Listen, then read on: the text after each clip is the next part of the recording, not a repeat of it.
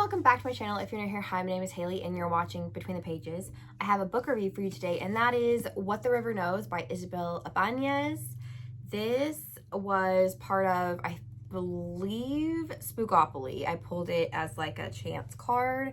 So again, if that tells you how far I am behind in reviewing books. But yeah, this is about a girl named Inez whose parents go missing in Egypt. So she goes to find them, essentially. And her uncle is there and his mysterious assistant, Wit. Kind of like, she has like magic powers, or like the ability to see like memories and like sense things. So it's kind of like historical speculative fiction almost. Which is really interesting. I don't read a lot of historical fantasy, but I adored this. So now we're just going to talk about it. So I got about 160 pages in and I was like, I've got some theories. So Ricardo is her uncle, and I was like, he's got to have something to do with the death of her parents. That theory actually ends up not being true, but I didn't know at that point. I love Wit and Inez. Their interactions are just like chef's kiss. Like, you can tell Wit is head over heels for Inez, and I just love their interactions. They just have like they have great chemistry.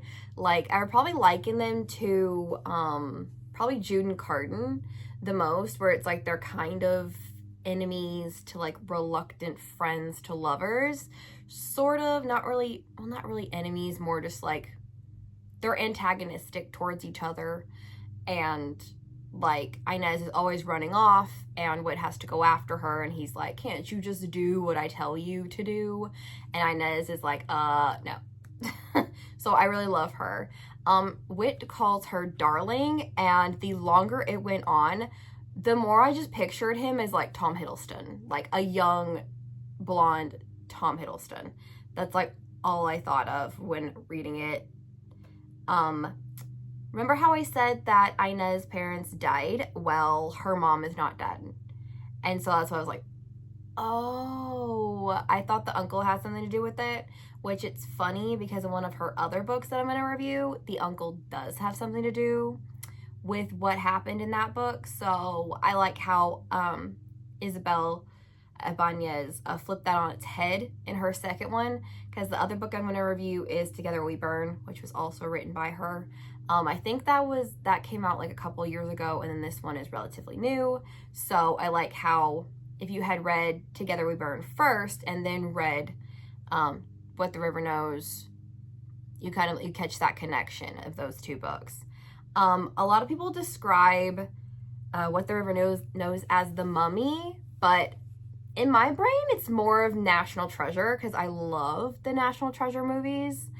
I'm kind of upset that Disney Plus never went through with their like reboot sequel TV series or whatever, because I was really looking forward to that. But yeah, that's another tangent for another day. But yeah, I love National Treasure. So a lot of the like secret passages, and like at one point they're looking for Cleopatra's tomb, they end up finding it. And it just reminded me of that moment in National Treasure where they find all of the treasure. And it's like in this big room, and it hasn't been seen in ages and stuff like that. And it's actually funny because there's like not really a callback, but kind of like a connection in my mind to National Treasure. Because in the first movie, they find the lost scrolls of the Library of Alexandria, which I'm pretty sure is what The Library Hides, which is the sequel, is going to cover, which is so cool because I love Egyptian history and things like that. So I think it's really cool that the second book is probably going to explore the Lost Library of Alexandria. So stoked for that. Another thing is that Isabel Ibañez is not afraid to kill characters, because at like some point Inez's cousin comes like to find her and like tell her everything that's been happening and like go on an adventure with her, and she ends up like legit getting shot in the head and she's dead. And it like came out of nowhere, out of left field. I was like, oh my god, that character's dead. Like, she's dead. Like, she's not coming back. Like, brains and guts splashed everywhere.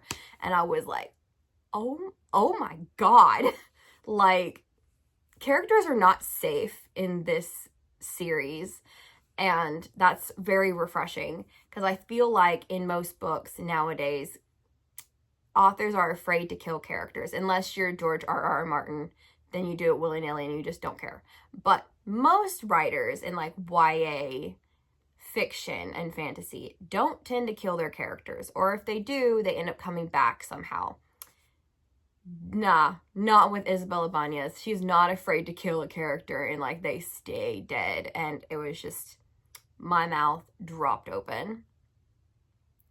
And there's also this thing where Inez cannot have her inheritance unless she is either married or comes of age.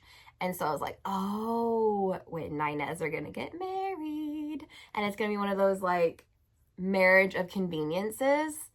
And I love that because I really love these characters together. Cannot wait for the sequel because I immediately bought the sequel after it ended. Like the minute I shut the book and read the cliffhanger, it's a huge twist. Please go away if you don't want to be spoiled. So apparently like Wit is part of this like conspiracy and he's going to marry Inez and he's probably going to try to like get her money or whatever. But yeah, like, oh, it was so shocking. Like she comes back and he's like, let's get married. And then Wit ends up sending a letter to somebody and he's like, it's done. Like we're going through with it, like our plan. And I was like, what the hell was that ending? So I immediately ordered the sequel. It's right here. I know exactly where it is on my shelf because I look at it a lot thinking I need to continue that series. Will it be right now? No, I have other books to read. But yeah, that ending, oh my God, insert Dieter Bravo clip of what the fuck here, because that's my favorite gif for twist endings and political coups. I used it like in both my Serpents and Wings at Night and Ashes in the Star-Cursed King reviews. So yeah, that was basically me after that ending. What the fuck is going on? So that was my review of What the River Knows by Isabel Ibañez, and I will see you guys later. Bye!